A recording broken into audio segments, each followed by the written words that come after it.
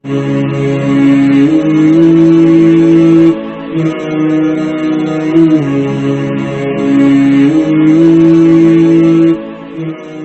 علیکم ورحمۃ اللہ وبرکاتہ۔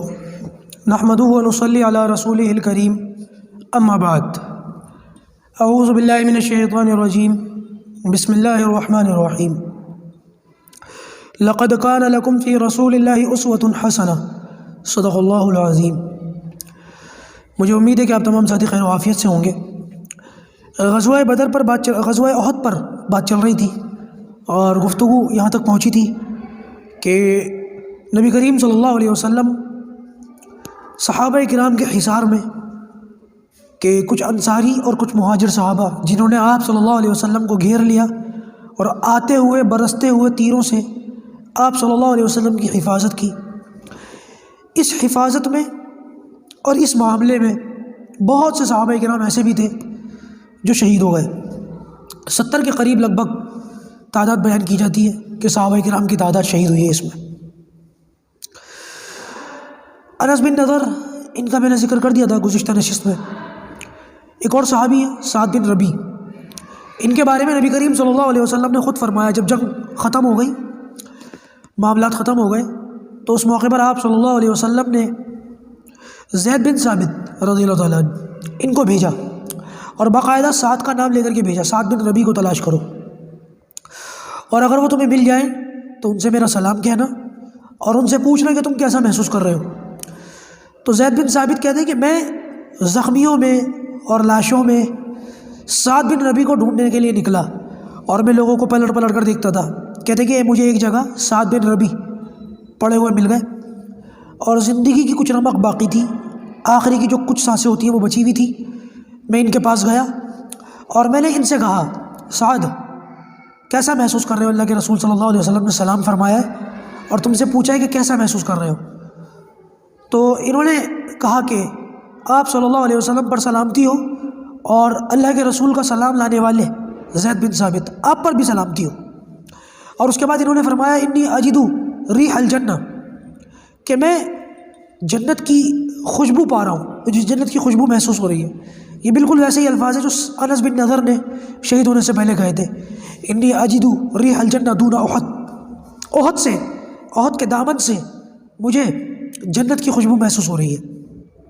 تو انہوں نے بھی یہی بات کہی اور پھر انہوں نے یہ بات کہنے کے بعد کہا کہ نبی کریم صلی اللہ علیہ وسلم کے تعلق سے میری قوم کو یہ پیغام دے دینا کہ اگر دشمن اللہ کے رسول تک پہنچ گئے اور تم میں سے ابھی ایک آنکھ بھی زندہ ہو، دنیا کو دیکھ رہی ہو، تو یاد رکھنا قیامت کے دن اللہ تعالیٰ کے سامنے کوئی معقول عذر نہیں ہوگا تمہارے پاس پیش کرنے کے لیے۔ یعنی کہ اللہ کے رسول کی ایسی حفاظت کرنی ہے کہ اپنا آخری بندہ تک جھونک دو لیکن نبی کریم صلی اللہ علیہ وسلم تک دشمن کو نہ پہنچنے دو۔ یہ کہا اور اس کا ان کا انتقال ہو گیا۔ یہ زید بن ثابت رضی اللہ تعالیٰ عنہ سعد بن ربی کا پیغام لے کر کے آپ صلی اللہ علیہ وسلم کی خدمت میں حاضر ہوئے اور آ کر کے کہا، یا رسول اللہ یہ فرمایا، اس طریقے سے سلام کا جواب دیا اور ایسے جنت کی خوشبو کے بارے میں کہا اور اپنی قوم کو یہ پیغام دیا۔ تو نبی کریم صلی اللہ علیہ وسلم نے ارشاد فرمایا کہ اللہ تعالیٰ سعد پر رحم فرمائے، یہ جیا بھی اللہ اور اس کے رسول کی وفاداری پر اور مرا بھی اسی وفاداری پر، یعنی کہ جب تک جیا اللہ اور اس کے رسول کا فرما بردار بن کے جیا، وفادار بن کے جیا، اور جب موت آئی تو اسی حال میں موت آئی کہ یہ اللہ اور اس کے رسول کا وفادار تھا۔ اب اندازہ لگائیں کہ کتنا بڑا سرٹیفکیٹ ہے، کتنی بڑی سند ہے ان کے لیے کہ نبی کریم صلی اللہ علیہ وسلم نے ان کے متعلق اتنی بڑی بات فرما دی۔ کاش اللہ تعالیٰ ہمیں بھی اپنے وفادار بندوں میں شامل فرمائے، حالانکہ اعمال ہمارے ایسے ہیں نہیں، لیکن بس پتہ نہیں کون سی بات اللہ تعالیٰ کو پسند آ جائے۔ اچھا، ان میں سے ایک صحابی ہیں عبداللہ بن جحش، یہ بھی بڑے زبردست صحابی اور ان کا بھی اسی میں احد میں انتقال ہوا، اسی میں شہید ہوئے۔ دراصل ان کے بارے میں آتا ہے کہ جب جنگ چل رہی تھی تو میری نظر پڑی سعد بن ابی وقاص پر، تو میں نے ان کو پکڑ لیا۔ تو سعد سے میں نے کہا، سعد چلو ایک طرف بیٹھتے ہیں کسی کونے میں گوشے میں اور وہاں بیٹھ کر ایک دوسرے کے لیے دعا کرتے ہیں اور آمین بھی کہیں گے، میں تمہاری دعا پر آمین کہوں گا، تم میری دعا پر آمین کہنا۔ کہتے کہ لڑائی چل رہی تھی، ہم میدان سے نکل گئے، ایک گوشہ ہم نے دیکھ لیا، اس گوشے میں بیٹھ کر ہم ایک دوسرے کے لیے دعا کرنے لگے۔ کہنے لگے پہلے سعد نے دعا کری اپنے بارے میں، سعد کہنے لگے، یا اللہ آج ایسے طاقتور دشمن سے سامنا ہو جو بڑا غضبناک ہو، بڑا غصے والا ہو، میں اس سے لڑوں وہ مجھ سے لڑے، اور یا اللہ پھر تیری فتح مجھے مل جائے اور میں اس کو جو ہے جان سے مار دوں، قتل کر دوں اور پھر اس کا سامان چھین لوں۔ تو عبداللہ کہتے کہ میں نے کہا آمین۔ کہتے کہ پھر میری باری تھی دعا کرنے کی، تو عبداللہ کہتے کہ میں نے دعا کی کہ یا اللہ آج ایسے دشمن سے مقابلہ ہو جو بڑا خطرناک ہو اور بہت غصے والا ہو، بڑا غضبناک ہو، میں اس سے لڑوں وہ مجھ سے لڑے، اور یا اللہ لڑتے لڑتے یہ حال ہو جائے کہ وہ دشمن مجھے قتل کر دے، میں مارا جاؤں، اور اس کے بعد میری آنکھیں، میری ناک، میرے کان، ان سب کو کاٹ دیا جائے، مسلح کر دیا جائے، اور یا اللہ قیامت کے دن میں اسی حال میں اٹھوں اور تو مجھ سے پوچھے میرے بندے یہ حال تمہارا کیسے ہوا، تو میں تجھ سے کہوں کہ یا اللہ تیری اور تیرے نبی کی محبت میں۔ تو کہنے لگے کہ سعد بن ابی وقاص نے کہا آمین، لیکن سعد کہتے کہ ان کے منہ سے یہ نکلا کہ عبداللہ کی دعا تو میری دعا سے بہتر ہوئی، انہوں نے اچھی دعا مانگ لی۔ کہتے کہ عبداللہ کی بھی دعا قبول ہوئی اور سعد بن ابی وقاص کی بھی دعا قبول ہوئی، انہوں نے ایک دشمن سے مقابلہ کیا اور اس کو قتل کر دیا اور اس کا سامان لوٹ لیا۔ ان کی بھی دعا قبول ہوئی، ان کا ایک دشمن سے مقابلہ ہوا اور دشمن نے ان کو مارا اور ان کے آنکھ کان وغیرہ سب، ناک وغیرہ سب کاٹ دیے۔ تو ایک صحابی سعید ابن مسیب وہ فرماتے ہیں کہ ان کی دعاؤں کے 4 حصوں میں سے 3 حصے تو قبول ہو گئے۔ انہوں نے کہا دشمن سے مقابلہ ہوا، انہوں نے کہا کہ دشمن مجھے قتل کر دے، قتل بھی ہوئے، انہوں نے کہا میرے آنکھ کان ناک کاٹ دیے جائیں، وہ بھی کاٹ دیے گئے، اور اب ان کی دعا کا 4تھا حصہ کہ قیامت کے دن میں اسی حال میں اٹھایا جاؤں اور اللہ تعالیٰ مجھ سے پوچھے اور میں جواب دوں تیرے اور تیرے نبی کی محبت میں میرا یہ حال ہوا، تو انشاءاللہ یہ 4تھا حصہ بھی ضرور قبول ہوگا، قیامت کے دن یہ اسی حال میں اٹھیں گے۔ دوستو سوچنے کا مقام ہے کہ لوگ کیسے کیسے آئیں گے اس دن، ہم کیا لے کر کے جا رہے ہیں؟ سوچیے ذرا، اس پر غور کیجیے۔ صحابہ کرام کیسے کیسے آئیں گے، کوئی اپنے ناک کان اپنے ہاتھ میں لے کر کے آئے گا، کوئی اپنی آنکھیں لے کر کے آئے گا، کوئی کٹا ہوا سر لے کر کے آئے گا۔ ہم کیا لے کر جا رہے ہیں؟ Birthday wishes, happy new year. سوچو میرے دوستو، سوچو خدا کے واسطے سوچو، اللہ کے واسطے اللہ سے ڈرو، اور اللہ سے بڑھ کر کون سا واسطہ دوں؟ اللہ سے ڈرو، اللہ سے ڈرو۔ ایک اور صحابی حضرت جابر بن عبداللہ۔ اچھا یہ بات یاد رکھیے گا، جابر بن عبداللہ اس نام کے 2 صحابی ہیں، ایک جابر بن عبداللہ الگ ہے، یہ دوسرے ہیں، ایک جابر کا ذکر آئے گا بعد میں، یہ دوسرے ہیں۔ ان کا بتایا انہوں نے کہ میرے والد عبداللہ بن عمرو بن حرام، ان کے والد کا ذکر، کہتے ہیں کہ میرے والد صاحب جو ہے وہ لڑتے لڑتے شہید ہو گئے، اور ان کا جو ہے مسئلہ ہوا، ان کے بھی آنکھ کان ناک کاٹ دیے گئے۔ کئی صحابہ کے ساتھ مسئلہ ہوا تھا، حضرت حمزہ کے ساتھ بھی ہوا، ان کے ساتھ بھی ہوا۔ کہتے ہیں کہ میرے والد صاحب اسی حال میں انتقال کر گئے، اور صحابہ کرام نے ان کے اوپر ایک کپڑا ڈال دیا تھا، اور اس کپڑے کی وجہ سے ان کا چہرہ نہیں دکھ رہا تھا۔ تو جابر کہتے ہیں کہ میں نے آگے بڑھ کر کے اس کپڑے کو ہٹا کر ان کا چہرہ دیکھنے کی کوشش کی کہ دیکھو میرے والد صاحب کیسے ہیں۔ کہتے ہیں کہ میں نے آگے بڑھ کر کے جیسے ہی کپڑا ہٹانے کی کوشش کی تو صحابہ کرام نے مجھے روک دیا، کپڑا نہیں ہٹانے دیا۔ کہتے ہیں پھر تھوڑی دیر کے بعد میں نے دوبارہ کوشش کی، پھر دوبارہ روک دیا۔ اس کے بعد نبی کریم صلی اللہ علیہ وسلم نے ارشاد فرمایا اس کو دیکھنے دو۔ تو کہتے ہیں کہ جب اللہ کے رسول نے اجازت دے دی، پھر میں نے وہ کپڑا ہٹایا، اور میرے والد کا چہرہ بالکل ایسا تھا کہ ناک کٹی ہوئی تھی، کان کٹے ہوئے تھے، ہونٹ کٹے ہوئے تھے، اور بہت برا حلیہ تھا۔ کہتے ہیں کہ میری پھپھی، میرے والد کی بہن فاطمہ، وہ بھی وہاں پر موجود تھی، اور انہوں نے جب اپنے بھائی کو اس حال میں دیکھا بے تحاشا رونے لگی۔ نبی کریم صلی اللہ علیہ وسلم نے جب ان کو روتے ہوئے دیکھا تو آپ نے فرمایا کہ روتی کیوں ہو؟ میں دیکھ رہا ہوں کہ فرشتوں نے اس کے اوپر سایہ کیا ہوا ہے، تو یہ رونے کا نہیں بلکہ خوش ہونے کا مقام ہے کہ اللہ تعالیٰ کی رحمتوں میں ہے، اللہ تعالیٰ کے خاص فرشتوں میں ہے۔ اس کے بعد ایک اور صحابی ہیں عمرو بن جموح، جن کا میں نے بھی ذکر کیا نا، عبداللہ بن عمرو بن حرام، یہ ان کے بہنوئی ہیں۔ ان کی ایک بہن کا ذکر تو ابھی آیا فاطمہ، اور ایک بہن اور تھی جن کا نام تھا ہندہ، عبداللہ بن عمرو بن حرام کی بہن ہندہ کے یہ شوہر تھے عمرو بن جموح۔ ان کے ساتھ مسئلہ یہ تھا کہ یہ ان کا پیر لنگڑا تھا، پیر صحیح نہیں تھا ان کا، معذور تھے، ہینڈی کیپ تھے۔ تو عمرو بن جموح یہ وہ صحابی ہے کہ ان کے 4 بیٹے نبی کریم صلی اللہ علیہ وسلم کے ساتھ تمام جنگوں میں ہم رکاب رہتے تھے۔ انہوں نے آ کر کے اپنے بیٹوں سے کہا عہد کے موقع پر کہ میں بھی نکلنا چاہتا ہوں۔ بیٹوں نے کہا کہ آپ جو ہے وہ معذور ہیں، آپ کو تو اجازت ہے، آپ کے اوپر تو جہاد فرض ہے ہی نہیں، کہیں میں نکلنا چاہتا ہوں۔ ضد کرنے لگے، بیٹوں نے منع کر دیا، تو اسی ضد میں لڑاتے ہوئے نبی کریم صلی اللہ علیہ وسلم کے پاس آئے کہ یا رسول اللہ میں بھی نکلنا چاہتا ہوں، یہ نکلنے نہیں دیتے میرے بیٹے۔ تو آپ نے بھی وہی بات فرمائی کہ تمہیں اجازت ہے، رک جاؤ، تم پر تو جہاد فرض نہیں ہے، تم معذور ہو۔ کہنے لگے یا رسول اللہ میں یہ چاہتا ہوں کہ جو میرا پیر ہے نا، ٹوٹا ہوا پیر، میں اسی ٹوٹے ہوئے پیر سے جنت کی زمین کو رگڑوں، جنت کی زمین کو روندوں، یعنی کہ جنت میں چلوں میں اس پیر سے۔ نبی کریم صلی اللہ علیہ وسلم ان کا جذبہ دیکھ کر کے بڑے خوش ہوئے، مسکرائے، اور ان کے بیٹوں سے کہا کہ اپنے باپ کو اجازت دے دو، جانے دو، کیا پتہ اللہ تعالیٰ نے ان کے مقدر میں شہادت لکھی ہو۔ اور ہوا بھی یہی کہ احد میں یہ نکلے اسی لنگڑے پیر کے ساتھ اور شہید ہو گئے۔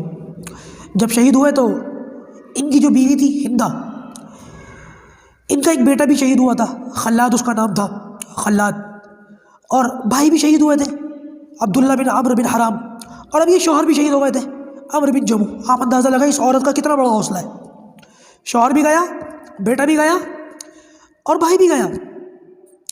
اللہ اکبر۔ اپنے تینوں شہیدوں کی لاشوں کو انہوں نے ایک اونٹ پر ڈالا، خلاد کو ڈالا بیٹے کو، پھر شوہر کو ڈالا عمرو بن جمو کو، اور پھر بھائی کو ڈالا عبداللہ بن حرام کو، عبداللہ بن عمرو بن حرام کو۔ تینوں کی لاشوں کو اونٹ پر ڈال کر مدینے کی طرف لے جانے لگی کہ وہاں بقی میں یا کہیں پر مدینے میں کفن دفن کروں گی۔ تو اونٹ جو ہے مدینے کی طرف نہیں جاتا تھا، جب وہ احد کی طرف موڑتے تھے تو احد کی طرف چل پڑتا تھا، اور جب اس اونٹ کو مدینے کی طرف موڑتے تھے تو نہیں چلتا تھا۔ پریشان ہو گئی کہ کیا بات ہے۔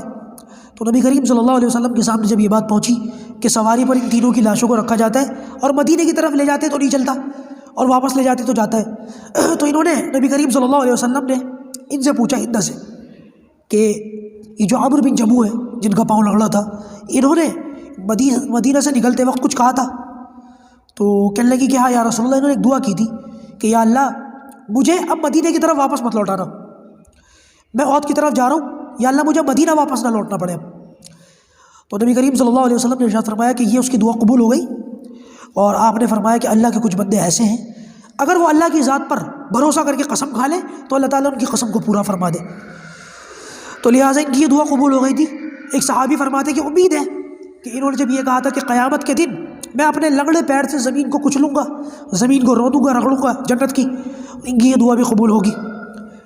میں نے کہا نا دیکھو کیسے کیسے صحابہ آئیں گے اس دن، ذرا ان کو سوچو اور اپنے آپ کو تصور کرو، مجھ سمیت ہم سب خود کو سوچیں کہ ہم کس حال میں قیامت کے دن آئیں گے۔ اللہ تعالیٰ ان کو دیکھے گا اور ہم کو دیکھے گا، یہ بھی کلمہ پڑھنے والے اور ہم بھی کلمہ پڑھنے والے، ہم نے صرف بکرے اور بھینس کا گوشت کھانے کے لیے اپنے لیے کلمہ پڑھا ہے بس۔ اللہ ہماری حفاظت فرمائے، یہی ہمارا حال ہے۔ اسی طریقے سے ایک اور صحابی ہیں، اسیرم ان کا نام تھا، اور یہ بڑے عجیب صحابی ہیں اسیرم۔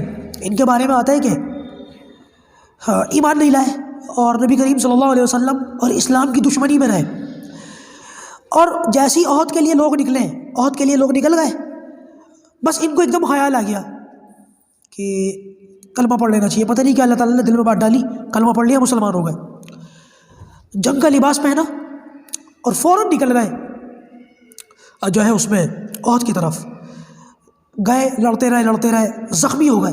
زخمی ہو کر جیسے ہی گرے، صحابہ کرام کی نظر پڑی، ارے بھائی اسیرم، نام تو ان کا کچھ اور تھا، تم تو ایمان نہیں لائے تھے، تو کیا قوم کی لڑائی سمجھ کر آئے ہو؟ مسلمان ہو کر تو تم آئے نہیں ہوگے، یہ سوچ کر کے آئے ہو کہ مدینے والوں پر حملہ ہوا تو مجھے بھی ساتھ میں لڑنا چاہیے؟ کہنے لگے نہیں، قوم کی وجہ سے نہیں آیا، کلمہ پڑھ کر آیا تھا، اللہ تعالیٰ نے میرے دل میں ایمان کو ڈال دیا اور میں کلمہ پڑھ کر کے آیا، لڑتا رہا، اور اب یہ میرا اس طریقے سے میرے یہ زخم لگے، کیسے اسی زخموں کی حالت میں ان کا انتقال ہو گیا، شہید ہو گئے۔ ان کا بڑا زبردست معاملہ تھا، صبح انہوں نے کلمہ پڑھا اور دوپہر کی نماز آنے سے پہلے شہید ہو گئے، نہ روزہ رکھا، نہ نماز پڑھی، نہ حج کیا، نہ زکوٰۃ دی، کچھ بھی نہیں کیا، ایسے ہی شہید ہو گئے۔ مدینہ کے اندر ان کے نام کی پہلی پوچھی جاتی تھی کہ بتاؤ وہ کون سا شخص ہے کہ جس نے کلمہ پڑھا لیکن اس نے نہ نماز پڑھی، نہ زکوٰۃ دی، نہ روزہ رکھا، نہ حج کیا، اور وہ جنت میں جائے گا؟ تو اس پہلی کا جواب ہوتا تھا اسیرم۔ نماز آئی نہیں ان کے اوپر کوئی بھی، ایسے بھی لوگ ہیں دنیا میں، ایک ہمیں نمازیں چھوڑتے رہتے ہیں، اللہ تعالیٰ ہماری حفاظت فرمائے۔ ایک اور صحابی حضرت خثیمہ رضی اللہ تعالیٰ عنہ، بڑے بوڑھے اور بزرگ تھے، بہت زیادہ عمر تھی ان کی، ان کے گھر میں صرف یہ تھے اور ان کا ایک بیٹا تھا بس۔ بدر کے موقع پر ان دونوں باپ بیٹوں میں ایک طریقے سے جو ہے وہ جھگڑا سا ہو گیا، بیٹا کہنے لگا بدر میں جاؤں گا، یہ کہنے لگے میں جاؤں گا، تو اس جھگڑے کو سلٹانے کے لیے باپ بیٹوں نے قرعہ ڈالا کہ دیکھتے کون جاتا ہے۔ قرعہ بیٹے کے نام پر نکل آیا، تو بیٹے باپ کو گھر پر چھوڑ کر بدر میں نبی کریم صلی اللہ علیہ وسلم کے ساتھ چلے گئے اور بدر میں شہید ہو گئے۔ احد کے آنے سے پہلے انہوں نے خواب میں دیکھا، ان کا بیٹا خواب میں آیا اور کہنے لگا کہ ابا، کہنے لگے کہ میرے بیٹے کو خواب میں دیکھا، بہت خوبصورت ہے، بہت اچھا لباس پہن رکھا ہے اور بہت خوبصورت باغ کے اندر ہے، اور مجھ سے کہنے لگا کہ ابا یہیں آ جاؤ، دونوں باپ بیٹے یہاں جنت کے اندر اکٹھے رہیں گے۔ کہتے کہ میں صبح نبی کریم صلی اللہ علیہ وسلم کی خدمت میں حاضر ہوا اور میں نے اجازت چاہی کہ یا رسول اللہ اس طریقے سے میرے بیٹے کے ساتھ میرا یہ معاملہ ہوا تھا اور مجھے میرے بیٹے کی جو ہے میں نے خواب میں زیارت کی ہے، مجھے اجازت دے۔ اللہ کے رسول نے ان کو اجازت دی، عہد کے اندر گئے، شہید ہو گئے۔ صحابہ فرماتے ہیں کہ ہمیں یقین ہے، امید ہے کہ اللہ تبارک و تعالیٰ ان کو ان کے بیٹے کے ساتھ جنت میں ضرور جمع فرمائیں گے۔ یہ چند ایک صحابہ تھے جن کا میں نے نام لیا، 70 کے قریب جیسے کہ میں نے بتایا صحابہ کرام کا جو ہے وہ شہادتیں ہوئیں، اور بڑے بڑے صحابہ جیسے حضرت حمزہ، میں نے ان کا ذکر نہیں کیا، کرتا ہوں ان کا انشاءاللہ ان کا بھی ذکر، آج تو وقت تقریباً پورا ہو گیا، انشاءاللہ ان کی بھی بات آئے گی اگلی نشست کے اندر، ان کا بھی میں ذکر کروں گا۔ لیکن دوستوں ہمارے لیے بہت زیادہ غور کا مقام ہے کہ صحابہ کرام کیا تھے اور ہم کیا ہیں۔ اللہ پاک یہ تو نہیں کہہ سکتے کہ ان کے جیسا ان کا تو معاملہ ہی دوسرا ہے، اللہ پاک ہمیں بھی تھوڑا بہت کچھ نہ کچھ ایمان کا ذائقہ، ایمان کی لذت، ایمان کی حلاوت جو ہے نصیب فرمائے، اور کچھ نہ کچھ حصہ ہمیں ایمان کا ضرور نصیب فرمائے۔ اللہ پاک شہادت والی زندگی، سعادت والی زندگی اور شہادت والی موت عطا فرمائے۔ شہادت والی موت کی تمنا کرنی چاہیے دوستوں، اگر شہادت کی موت کی تمنا نہ ہو تو بعض علماء فرماتے ہیں کہ شاید ایمان ہی نہیں ہے ایسے بندے کا جس کے دل میں شہادت کی تمنا نہ ہو۔ اللہ پاک ہمیں شہادت والی موت عطا فرمائے۔ وآخر دعوانا ان الحمد للہ رب العالمین۔